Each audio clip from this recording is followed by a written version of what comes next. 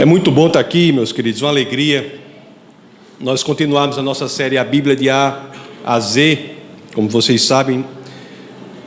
Já há algum tempo nós estamos aqui reunidos pregando sobre os livros da Bíblia e vendo como todos eles são conectados entre si e como cada um deles aponta para Jesus Cristo. Então nós vimos toda a história do povo de Deus, né? Desde Abraão até o livro de Neemias, na volta para Jerusalém, na reconstrução de Jerusalém, daí até o próximo evento importante foi o nascimento de Cristo. Então foi como um voo, assim, como eu tenho dito, nós fizemos um voo panorâmico sobre a história do povo de Deus.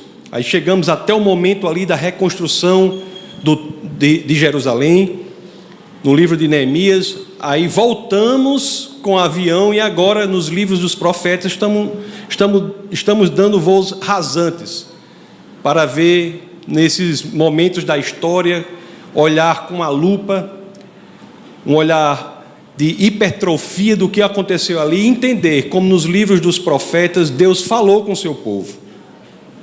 E hoje vamos continuar no livro de Isaías. Vamos falar sobre uma questão importante do livro de Isaías, que nós podemos ter a resposta no livro de Isaías. É importante por quê? Porque assim como aquele momento específico em que Isaías vivia, hoje em dia também, quando a gente olha para um lado, olha para outro lado, a gente vê tanta falta de fé, não é? Perda da fé, apostasia, vemos assim ídolos sendo construídos, pessoas se dobrando aos ídolos, colocando flores aos pés dos ídolos. E a gente fica pensando assim, né? Como nós cristãos devemos nos comportar para resgatar a verdade, resgatar o mundo de Deus aqui. Como a gente pensa que um discípulo genuíno de Cristo deve se portar para mudar o mundo.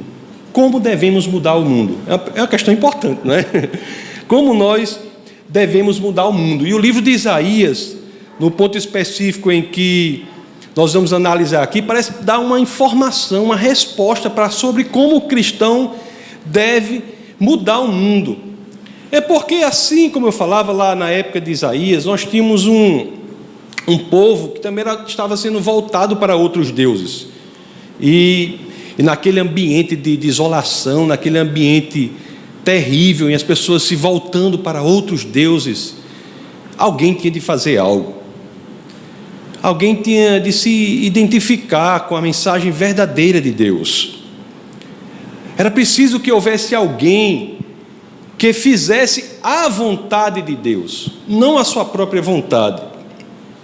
Alguém que verdadeiramente, meus queridos, pudesse entregar a mensagem de Deus para o seu povo.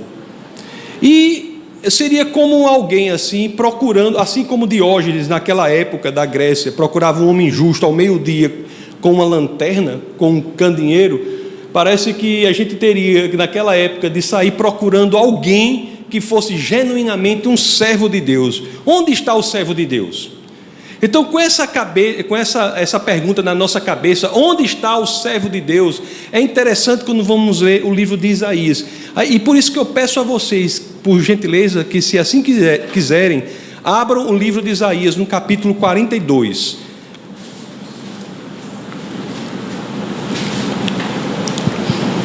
Onde está o servo de Deus? Onde está o servo de Deus?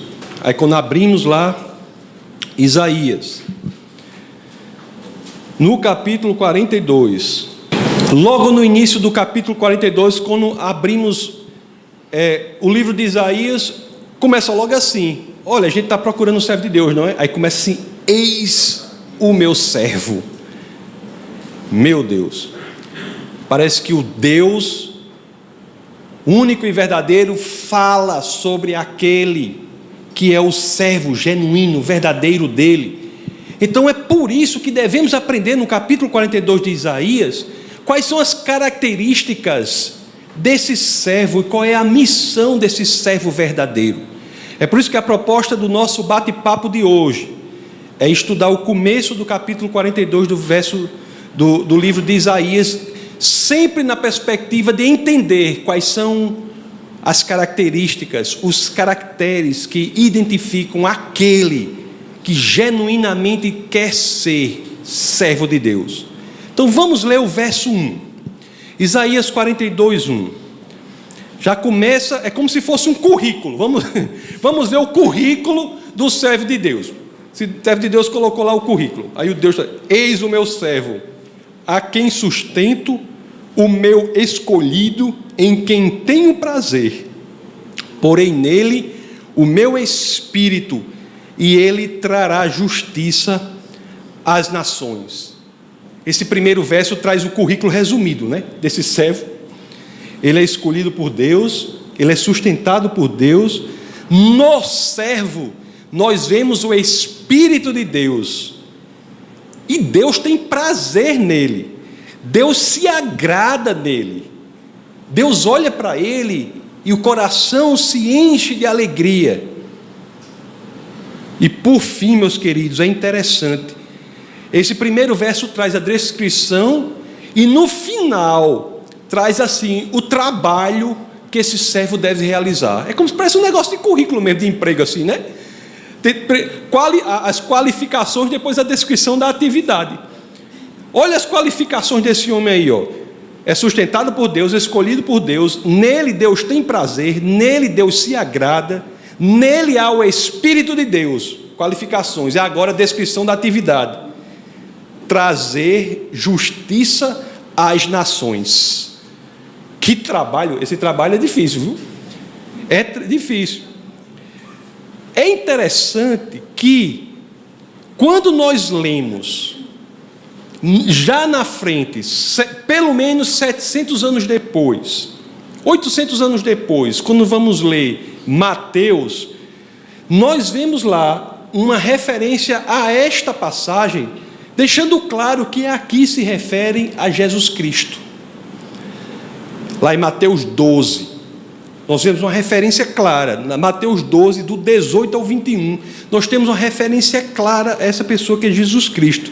Mas se não bastasse isso, como vocês devem se lembrar, em várias partes do Novo Testamento, se há uma maneira que as pessoas gostam no Novo Testamento de se referir a Jesus Cristo, é usando essa qualificação aqui, ó, como diz, olha, quando diz assim: em quem tenho prazer. Só que é traduzido no Novo Testamento mais ou menos: em quem eu me agrado. Em quem eu me agrado. Se você traduzir do hebraico o livro de Isaías, essa parte, para o grego, dá exatamente essa tradução: em quem eu me agrado. Nós vemos isso na descrição do batismo de Jesus. Nós vemos essa referência a ele, que é a pessoa em quem Deus se agrada. Lá em Mateus capítulo 3, nós vemos isso na ocasião da transfiguração de Cristo, temos a mesma referência, e vemos isso até uma descrição dos apóstolos ouvindo uma voz do céu se referindo a Cristo, o qualificando como aquele em quem o Pai se agrada. Isso está lá na segunda epístola de Pedro, capítulo 1, verso 17. Este servo é quem? Cristo. Qual é a sua missão? Trazer justiça às nações, tornar as coisas que estão erradas corretas, endireitar o que está torto. Então, para fazer essa missão, aí eu logo lhe pergunto: uma pessoa que vem ao mundo para mudar o mundo, transformar o mundo, radicalizar a maneira em que o mundo estava, para tornar certo o que estava errado, como essa pessoa vai fazer isso?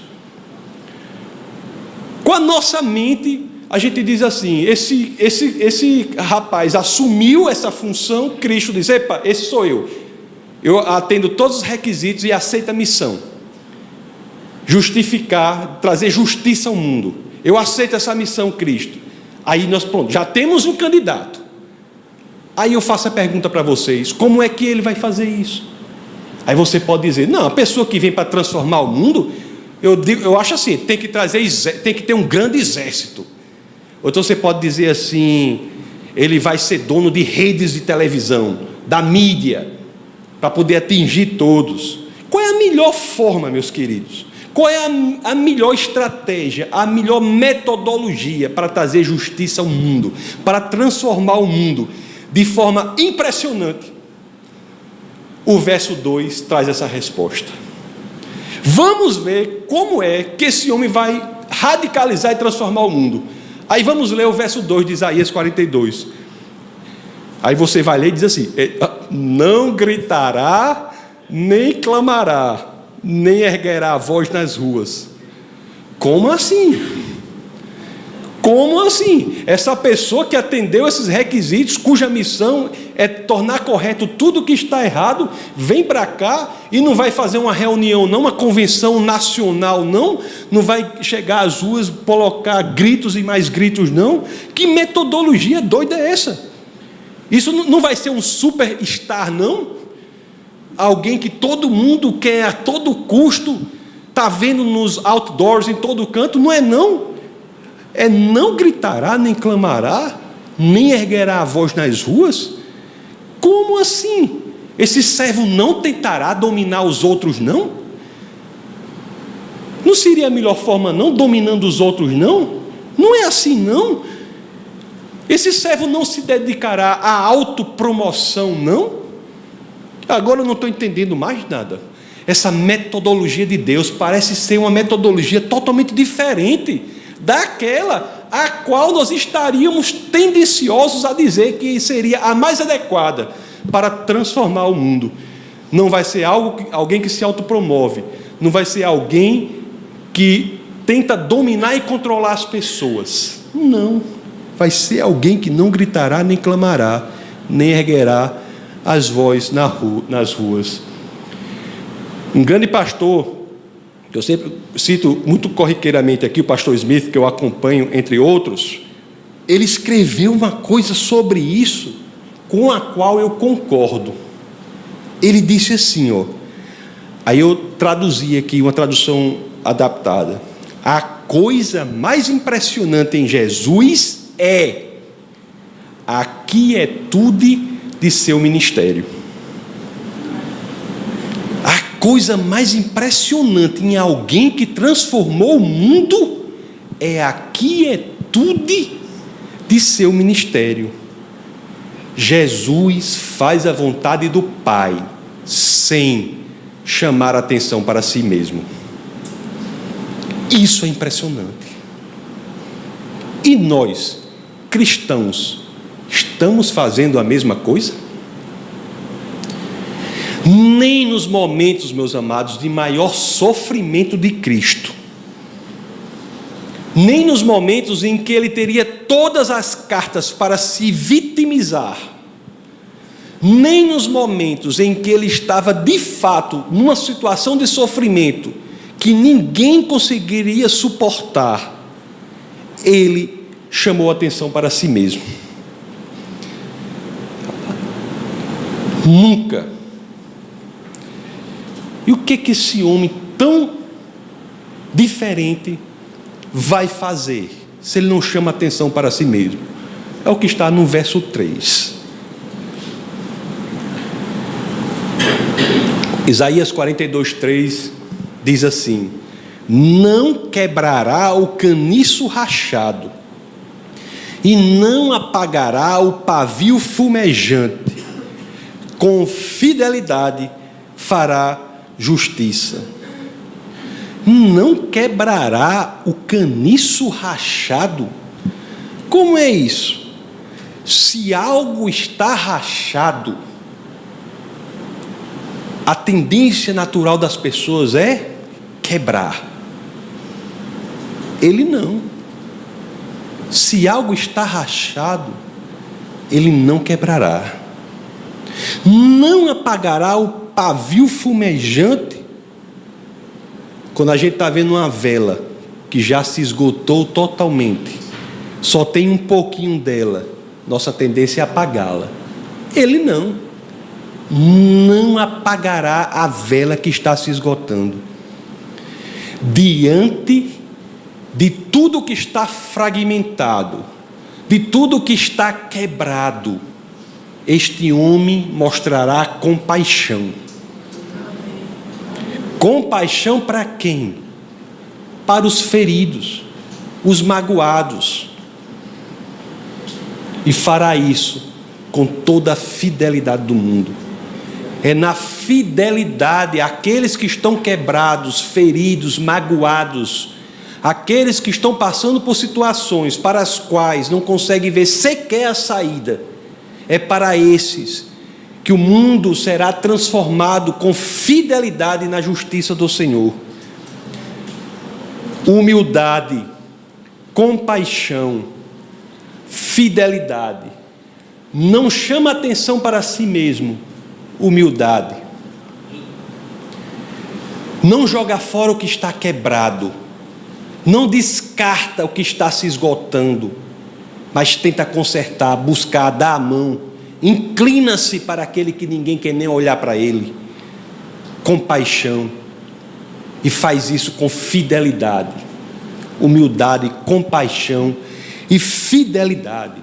Como precisamos disso, meus queridos? Como precisamos disso? E como sabemos que é difícil, eu sei. É difícil exercer isso num mundo que aponta para o contrário. Num mundo esquisito que aponta para o contrário. E olhe só o que diz o Isaías capítulo 42, verso 4.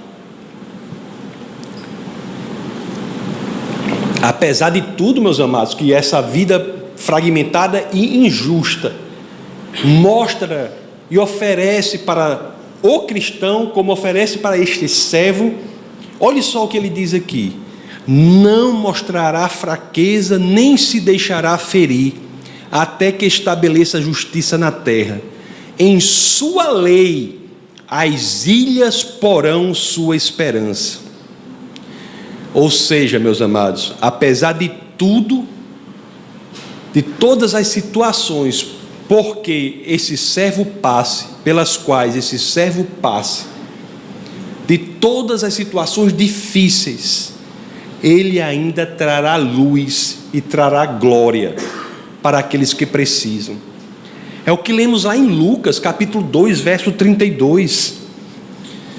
Ou em João, capítulo 1, verso 4 em diante. Ele é luz para os que estão nas trevas.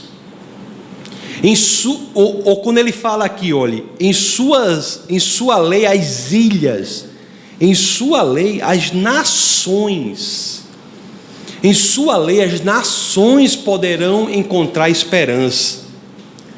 Meus amados, que coisa incrível, que coisa impressionante.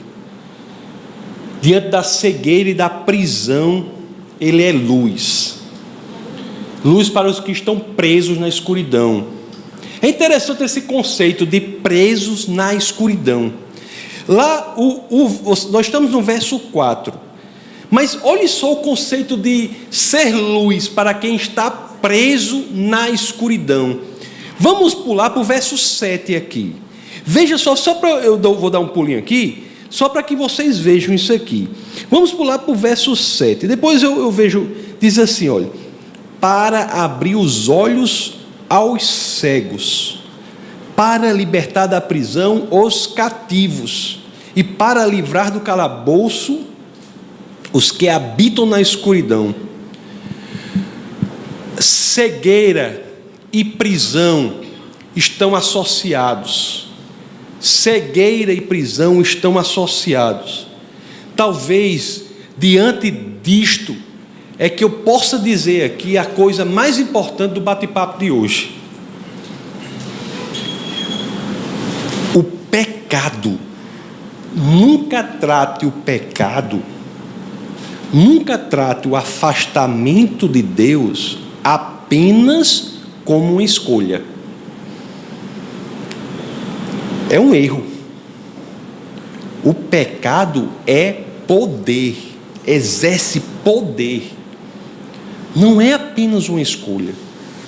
O pecado exerce poder sobre os que optam por ele. Por isso que muitos, mesmo quando estão sendo curados da cegueira, ainda estão na prisão. Muitos são expostos à verdade, mas ainda estão na prisão, porque se fosse unicamente uma escolha, ele teria tudo para optar corretamente, mas não. Como o pecado exerce um poder sobre a pessoa, ele ainda se encontra na prisão. Até que a verdade, mesmo para aqueles que estão convencidos dela, até que essa verdade possa inundar o coração, meus amados, essas pessoas são prisioneiras, mesmo que talvez já tenham começado o tratamento da cegueira. É por isso que este servo não é apenas para abrir os olhos aos cegos, não é apenas para isso, mas também é nele que se encontra a liberdade da prisão. Depois de todas essas revelações sobre quem é essa pessoa que aceita essa missão, que atende esse pré-requisito aí de emprego aí, né? Isaías deve ter ficado emocionado. Disse, meu amigo, não é possível? Não é possível, Deus tem falado comigo, não apenas como esse servo será, mas tem falado o que ele fará, e não apenas isso, como ele fará. Isaías deve ter ficado assim, quase que, hein? Estava numa situação que não se continha em si mesmo. Aí, depois de Deus, porque você imagine os profetas, Deus revelando a ele. Aí depois disso tudo, porque era um problema, Isaías, um homem respeitabilíssimo na época, na era dele, no momento dele, preocupado com a sociedade do jeito que estava, idolatrando outros deuses, Deus revela para ele como seria este o homem que faria genuinamente, verdadeiramente a vontade de Deus. Isaías disse, eu não acredito. Aí, mais uma vez, passa uma situação aqui de Isaías, depois disso, que ele vai ter outra visão de Cristo. Isaías está aqui, não se aguenta em si, e vai ter outra visão de Cristo. No culto passado, nós falamos sobre Isaías 6, nós vimos lá aquilo que eu considero o ponto mais alto, o ápice do ministério de Isaías, quando ele teve uma visão de Cristo no templo, de forma, na realidade, de forma de expressão de sua glória. A glória de Cristo era tão grande que este profeta Isaías não conseguiu nem olhar para a face de Cristo. Ele enalteceu foi as roupas de Cristo, que disse lá que não cabiam nem no templo. Então Isaías disse, eu vou ter uma visão agora, se aquela foi daquele jeito, da glória dele, foi daquele jeito. A visão que Deus vai me dar agora, de alguém que vem endireitar o mundo, transformar o mundo, colocar o mundo certo, aí pronto, aí eu não vou conseguir olhar nem para o dedão dele, porque aquela não conseguia olhar nem para a face. Vai ser uma coisa impressionante. Mas algo curioso acontece. As coisas de Deus, olha, quem acha que as coisas de Deus são monótonas, porque não está entendendo. Porque olhe só, que coisa curiosa acontece agora. No momento em que ele vem, vai ter a visão do Cristo, que vai endireitar o mundo. Olhe só, quando ele tem a visão, ele diz, meu amigo, ninguém, se é isso daí realmente que o Senhor está me revelando, ninguém vai acreditar nessa mensagem não. É isso que nós vemos lá no capítulo 53. Olhe só o que Isaías faz. Lá no capítulo 53, olha o que ele diz aqui, capítulo 53. Ele tem a visão do próprio servo, aquele que atende a tudo o que o Senhor tinha dito. Era a própria segunda pessoa da Trindade. Aí no capítulo 53 ele diz assim, quem creu em nossa mensagem e a quem foi revelado o braço do Senhor? O que ele estava dizendo aqui, meus queridos? Ele estava dizendo assim, olha, eu vou dizer uma coisa para você. Eu acho que se eu for contar a visão que eu tive aqui dele, ninguém vai acreditar não. Eu for contar a visão, porque a outra que eu tive era tão gloriosa que eu não conseguia olhar nem para a face dele. Aí, Aí você vai ver uma coisa aqui que é o seguinte: a visão que ele teve desse homem que iria transformar o mundo era de alguém como? Desfigurado, rejeitado, alguém em quem havia sido derramada toda a violência do mundo. Ele disse, não, ninguém vai acreditar nisso não.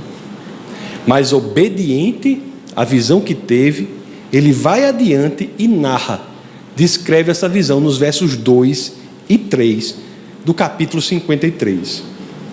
Olhe só a descrição aqui deste homem, desta pessoa, melhor dizendo, que vai transformar o mundo.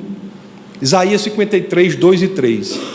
Ele cresceu diante dele como um broto tenro e como uma raiz saída de uma terra seca.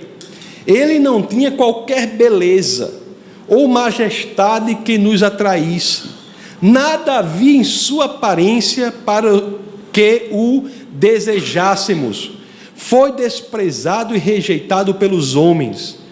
Um homem de dores e experimentado no sofrimento, como alguém de quem os homens escondem o rosto. Foi desprezado e nós não tínhamos em estima.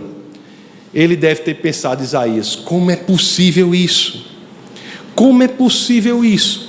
Eu não acredito. Esse que vem transformar o mundo é assim, esmagado, esgotado, humilhado, transfigurado. E a coisa ficou muito pior ainda quando acontece o que nós lemos no verso 10.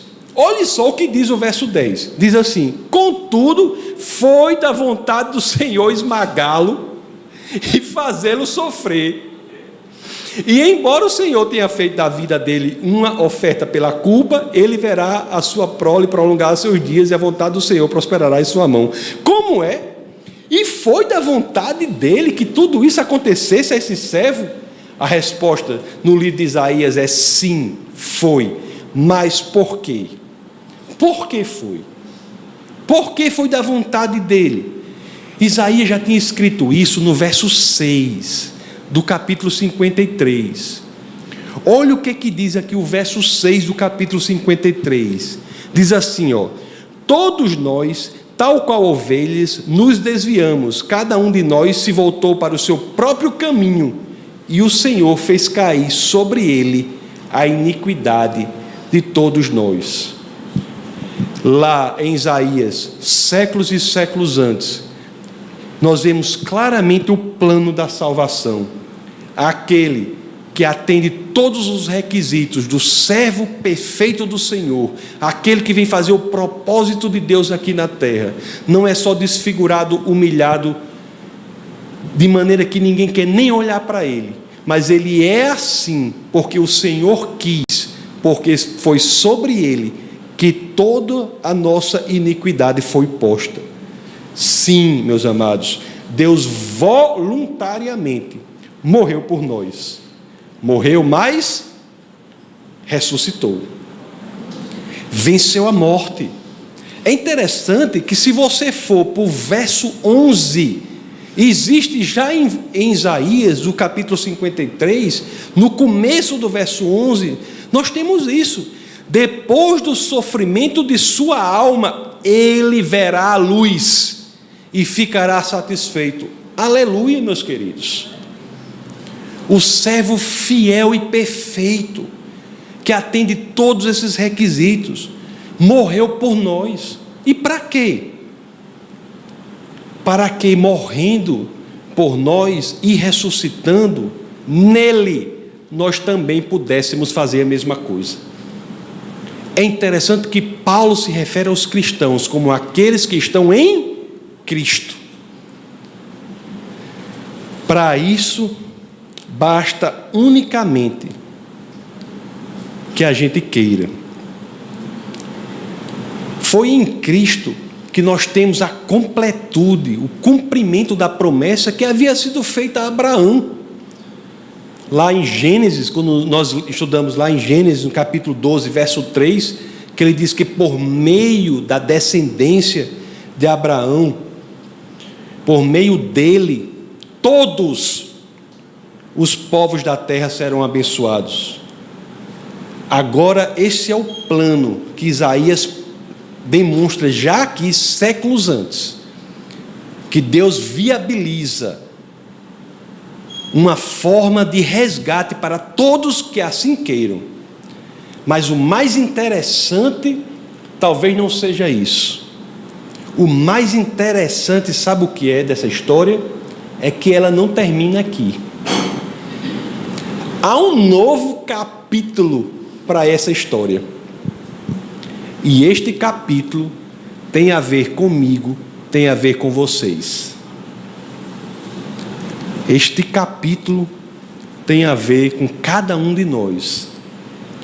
Olhe, se nós aqui já fizemos a oração da paz com o Senhor, e se fizemos isso de coração, quer dizer que somos cristãos. A salvação é um pacote de privilégios. O servo lá já tinha privilégios, era sustentado pelo Senhor, nele tinha o Espírito de Deus. Estão lembrados que a gente leu isso? Nessa salvação também temos um pacote de privilégios.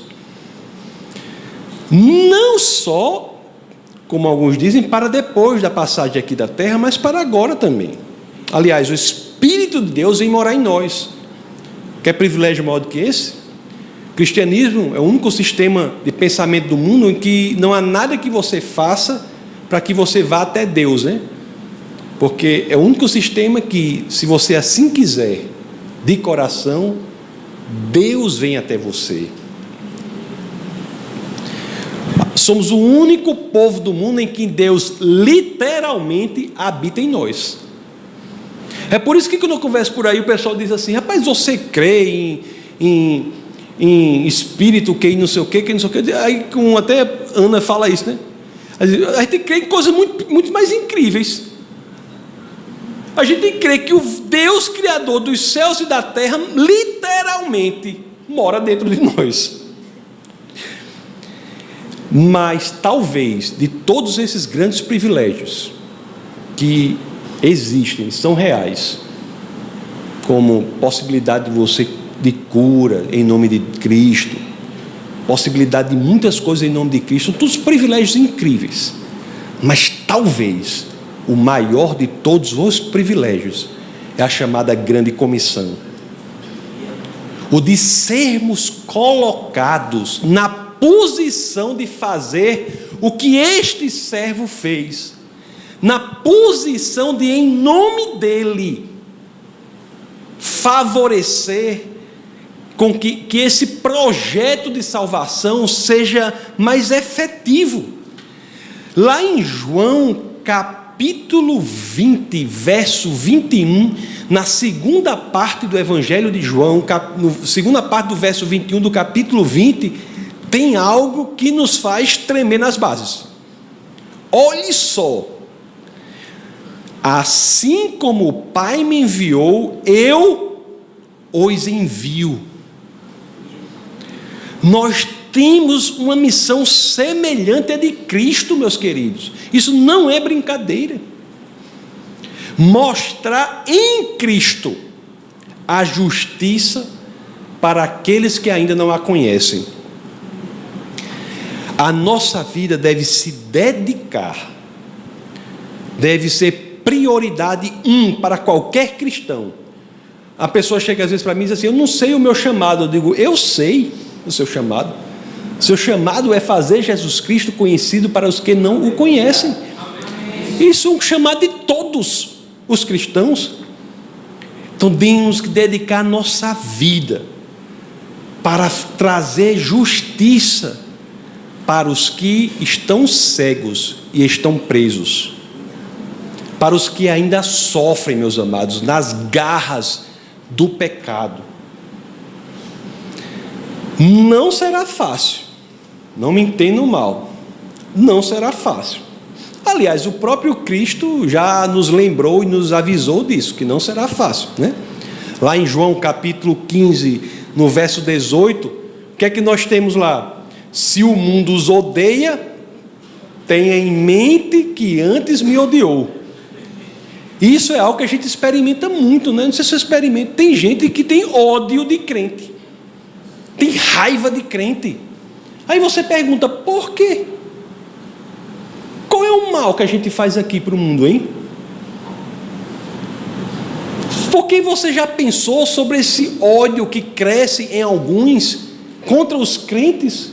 Raciocine sobre ele. Por quê? Por quê? Será difícil, mas essa é a nossa prioridade 1. Agora não é só obrigação não. Sabe o que é que isso nos dá? Isso, o envolvimento e o engajamento completo nesse projeto que é esperado de cada um aqui, não é do pastor unicamente não, de cada um aqui na sua área específica. Esse projeto de tornar Jesus Cristo mais conhecido para os que não os conhecem é um projeto difícil. Não estou dizendo que é fácil, é um projeto difícil, mas trará para nós um benefício que nada neste mundo pode trazer. Qual é o benefício? Nos encherá de uma alegria interior, meus queridos, de um senso de propósito na nossa vida, dará sentido à nossa passagem aqui na terra. Isso é o verdadeiro sentido da vida.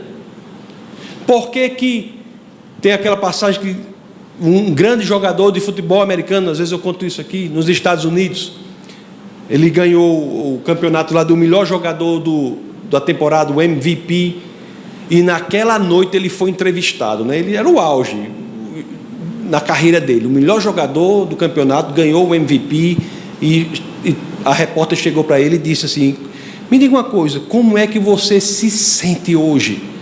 Aí ele foi honesto o suficiente para dizer, eu nunca me senti tão vazio como hoje. Ele identificou que nada neste mundo pode proporcionar aquilo que só o Senhor nos proporciona. Quando nós nos alinhamos à sua palavra, e parte significativa disso é nos envolvermos naquele projeto que representa o chamado de cada um aqui, que é o de tornar Cristo mais conhecido para quem não os conhecem, para que com isso possamos trazer luz para os que são cegos e trazer liberdade para os que ainda estão cativos. Vamos orar. Senhor, muito obrigado, Senhor, por sua palavra, muito obrigado por nos fazer entender que este servo verdadeiro, que é Cristo, não só veio, mas nos possibilitou o exercício da missão, que é tornar Jesus Cristo conhecido para os que não o conhecem, Senhor. Muito obrigado, por isso nos dá uma alegria tão grande, encher o nosso coração. Muito obrigado, Pai, por fazer a nossa existência aqui na terra uma existência repleta de sentido, repleta de propósito, por nos fazer entender que somente resgatando a maneira original, como fomos criados, é que podemos dar algum sentido a este mundo que parece tão fragmentado e sem propósito. Nosso coração, Senhor, é de agradecimento e de desculpas pela arrogância de achar que em algum momento poderíamos tomar conta da nossa própria vida. No nome poderoso do nosso Senhor e Salvador Jesus Cristo, é que todos nós unissonamente dizemos amém. Essa foi uma produção do Ministério Internacional Defesa da Fé, um ministério comprometido em amar as pessoas, abraçar a verdade e glorificar a Deus. Para saber mais sobre o que fazemos, acesse defesadafé.org.